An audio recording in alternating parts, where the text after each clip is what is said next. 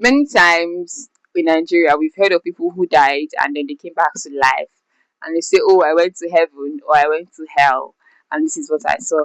Well, in the hour of my death by March Piercy, she did not say those accounts, understand, but she died and she was like, "This is how it was, and this is how it is after."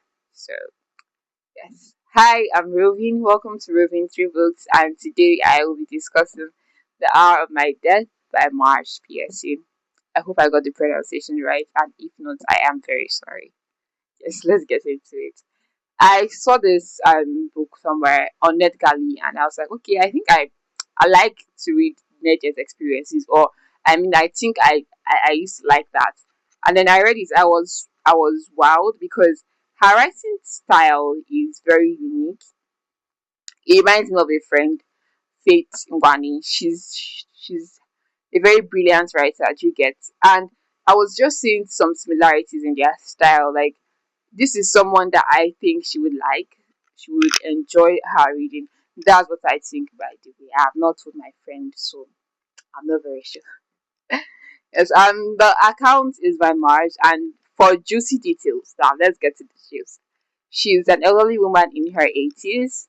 She's had three husbands, currently married to the third one, who is younger than her.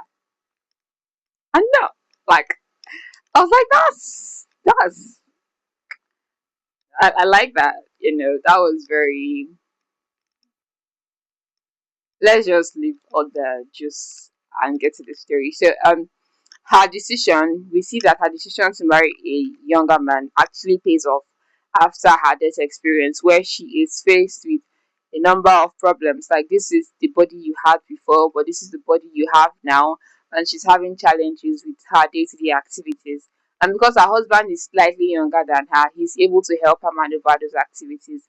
And she's like, if she had married a man her age or a man older, it would have been very difficult for him to be able to assist her with that kind of thing, and they may have had to live with in a home because he wouldn't be having able to take care of her. But her husband, because he was younger, he was able to.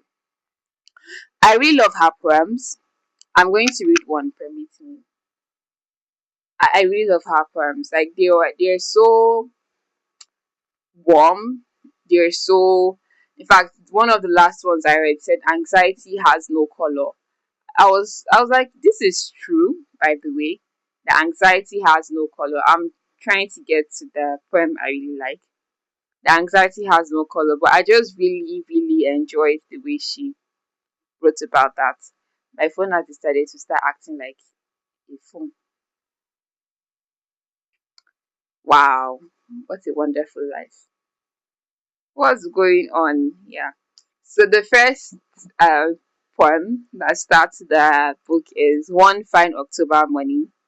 I have no desire to live forever, but I was not ready to die one Sunday morning in bright October.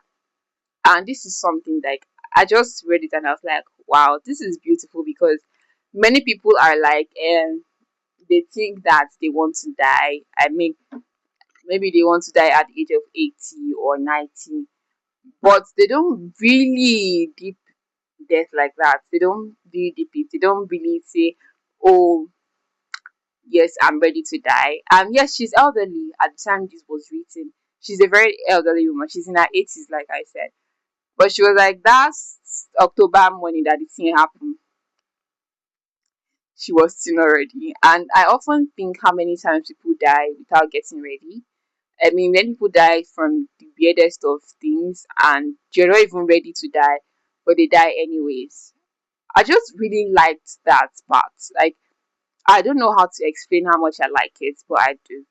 And there are many parts of the book where she writes very beautiful poetry, and for a while I understand why she writes more poetry than prose, because it is something that flows naturally to her. And as we go on, I want to read more of her poetry than more of her prose, because I'm getting her poetry, I'm getting the gist, I'm getting the ginger, I'm getting the soul of her writing more in the poetry form than in the prose form. Now, I'm not saying she's not doing good in the prose. The prose is marvelous, very marvelous.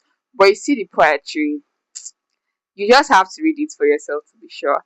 I think one thing death does is makes people like be very more intentional about their life. Although she was very intentional about her life. I mean, she's an elderly woman, so she has lost a number of friends. So she has gone through the process of grief different times, and even in the process of writing this book, she also lost a friend.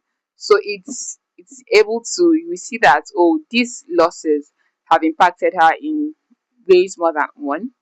Another thing is she's a cat lady. She has three cats, and each cat has its own personality. It's so wonderful when animals have their personality because we often perceive animals as being of the lower class, which is true. But when you watch them, when you watch them interact, there's this liveliness they possess that is beautiful. Another thing she mentions that possesses a form of liveliness are trees. Yes, trees. And she wrote a poem on trees. I love that poem as well because it's like this is a thing that helps us live and it's also living. So many of us we despise trees, we cut down trees, we do anything to trees. We're not environmentally conscious. But she is. She plants a lot of trees. She lives where trees are, and it's just so wonderful. I mean, I never would have thought of trees the way I do now if I didn't read this book because she's so intentional in the way she talks about trees. You know, this is something that she really loves. So another thing is she doesn't have children, and I did not get to the part if she may have mentioned why, because I stopped it. As much as I enjoyed reading this is not my favorite form of writing. I do not really enjoy this type of writing, so I had to stop some way because I realized that as I was forcing myself to read, I was slowing my pace. It wasn't healthy. I had other books to read, so I was like, maybe we'll get to it some other time, but I doubt.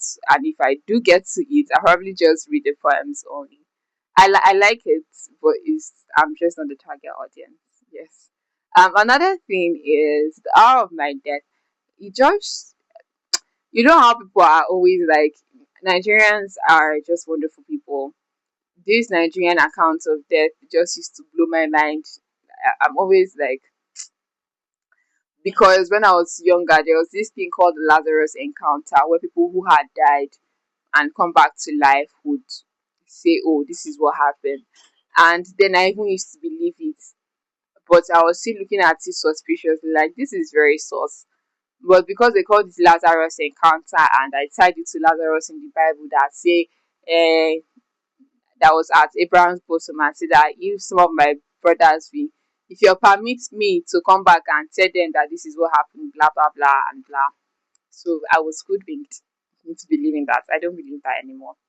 But yes, that's all for me for the Hour of My Death by March Fiercy. If you really love those kind of things, I highly recommend it. If you love nature, you will love nature more when you read this book. If you love animals, you love animals more when you read this book. It's just a very well grounded piece. Yes, and that's all for me today. Bye.